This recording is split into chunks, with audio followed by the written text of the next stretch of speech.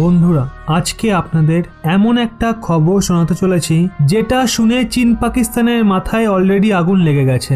যেই খবরটা শোনার পর আপনিও আনন্দে পাগল হয়ে যাবেন।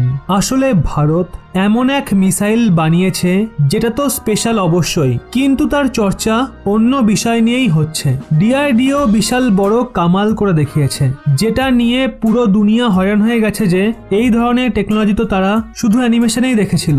এতদিন আমরা শুধু দেখে এসেছি যে ভবিষ্যতে এরকমটা হবে, কিন্তু ডিআরডিও এরকমটা করে দেখিয়েছে। কি এমন স্পেশাল রয়েছে ডিআরডিওর সেটা আপনাদের বলছি, শেষ অবধি সঙ্গে থাকবেন। বন্ধুরা, যেমনটা আপনারা জানেন এটা একবিংশ শতাব্দী, আর আজকের সময়ে কোনো যুদ্ধ জিততে হলে আপনার কাছে যত ইনফরমেশন থাকবে আপনি যুদ্ধ তত তাড়াতাড়ি শেষ করতে পারবেন। যদি আপনার কাছে ইনফরমেশন থাকে তাহলে আপনার থেকে যতই শক্তিশালী দেশ হোক না কেন আপনি সহজেই ধরাশায়ী করে দেবেন।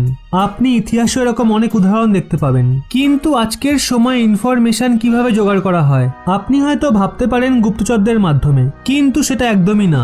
এই পদ্ধতি অনেক পুরনো। এখন স্যাটেলাইটের সময়, পাওয়ারফুল মিলিটারি স্যাটেলাইটের, আর এর মাধ্যমেই যুদ্ধের ভবিষ্যৎবাণী করা যায়। কিন্তু কিভাবে? ধরুন ভারত ও চীনের মধ্যে যুদ্ধকালীন পরিস্থিতি তৈরি হয়েছে। চীন কিভাবে বুঝতে পারবে যে ভারত তার উপর অ্যাটাক করবে? চীন ভারতের মিলিটারি ফরমেশনকে দেখবে, ভারত চীনের সীমায় কত বেশি হাতিয়ার পাঠাচ্ছে, কতগুলো ডিফেন্স সিস্টেম তার মধ্যে রয়েছে, কতগুলো ফাইটার জেট রয়েছে। এভাবেই সন্ধান করা হয়, আর চীন সেই মতোই প্রস্তুতি নিতে পারবে। ভারতের থেকে বেশি ডিফেন্স সিস্টেম মোতায়েন করে দেবে, বেশি মাত্রায় যুদ্ধবিমান মোতায়েন করে দেবে। কিন্তু যদি ভারতের কাছে এমন মিসাইল থাকে যেটা চীনের স্যাটেলাইটে ধরাই পড়বে না, তাহলে কেমন হবে? সাধারণভাবে রোড দিয়ে চলে যাবে, আর স্যাটেলাইট তো বাদই দিন, ওর পাশের গাড়িটাও বুঝতে পারবে না যেটা মিসাইল। ভারত এমন মিসাইল বানিয়ে ফেলেছে, আর তার পরীক্ষা সফলও হয়ে গেছে। ভারত 2-3 দিন আগেই MRSA মিসাইলের টেস্ট করেছিল, কিন্তু সেটা কোনো সাধারণ মিসাইল ছিল না। আসলে ভারতে MRSA মিসাইলকে এত ছোট বানিয়ে দিয়েছে যে সেটা একটা কন্টেনারে ধরে যাবে। রাস্তা দিয়ে যে ট্রাকগুলো যায় সেগুলোর কন্টেনারে মিসাইল ধরে যাবে। ভাবুন এটা ভারতের জন্য কতটা হেল্পফুল হবে। আর এই মিসাইল বানানো অতটা সহজ ছিল না, কারণ মিসাইলে তো লম্বা চওড়া হয় যে সেটাকে সহজেই ট্রেস করা যায়। এই জন্য স্যাটেলাইট সেগুলোকে সহজেই খুঁজে পায়। আর এর রেঞ্জও ভীষণ ভালো। এর রেঞ্জ 100 কিলোমিটার, পুরো এফেক্টিভ রেঞ্জ। 100% পিন পয়েন্ট অ্যাকুরেসির সঙ্গে এটা হাওয়ায় থাকা যে কোনো অবজেক্টকে ধ্বংস করতে পারে, সেটা চাই যুদ্ধবিমানই হোক, হেলিকপ্টার হোক বা বোম্বার হোক। এবার আপনাদের খুব সহজে বলছি এটা ভারতের জন্য কিভাবে গেম চেঞ্জার হবে। মনে করুন কাল ভারত ও চীনের মধ্যে বিবাদ চরম পর্যায়ে পৌঁছে গেল। চীন চায় ভারতের ওপর একটা বড় হামলা করতে, তাহলে তারা কোন পথকে বাঁচবে? আমার মনে হয় যদি ভারত ও চীনের মধ্যে যুদ্ধ হয় তবে তাদের বায়ুসেনা টু বায়ুসেনা যুদ্ধতেই অবতীর্ণ হওয়ার সম্ভাবনা বেশি।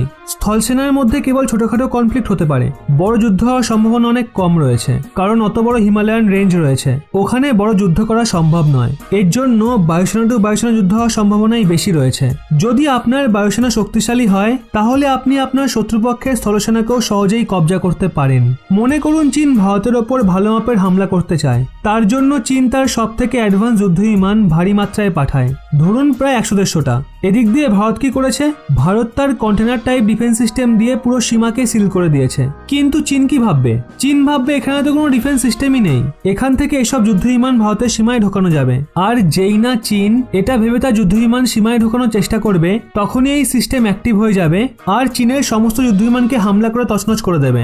আর এই কারণে এই মিসাইলে মাল্টিপল টার্গেটকে একসঙ্গে হিট করার টেকনোলজি অ্যাড করা হয়েছে, মানে একটা ডিফেন্স সিস্টেমই একের বেশি যুদ্ধবিমানকে অ্যাটাক করতে পারবে। এভাবেই যখন চীনা বায়ুসেনার কোমর ভেঙে যাবে তখন ভারতীয় বায়ুসেনা অ্যাকশনে আসবে আর চীনের স্থলসেনাকেও কবজা করবে। ভারত দ্রুত চীনের ভেতরে ঢুকতে থাকবে, আর দুনিয়াতে কেউ ভারতকে অ্যাগ্রেসিভও বলতে পারবে না, কারণ হামলা তো আগে চীন করেছিল, ভারত তো কেবলের জবাব দিয়েছে। এই জন্যই ডিফেন্স সিস্টেমকে গেম চেঞ্জার বলে মনে করা হচ্ছে। এভাবেই ভারতের ডিআরডিও একের পর এক চমক দিয়ে ভারতীয় বায়ুসেনাকে মজবুত করছে। এ ব্যাপারে আপনাদের কি মনে হয় অবশ্যই নিচে কমেন্টে জানান। এবং এরকমই ব্যাক টু ব্যাক আপডেট পেতে রহস্য বাংলা এই চ্যানেলটি সাবস্ক্রাইব করে পাশের বেল আইকনটি অল করে রাখুন।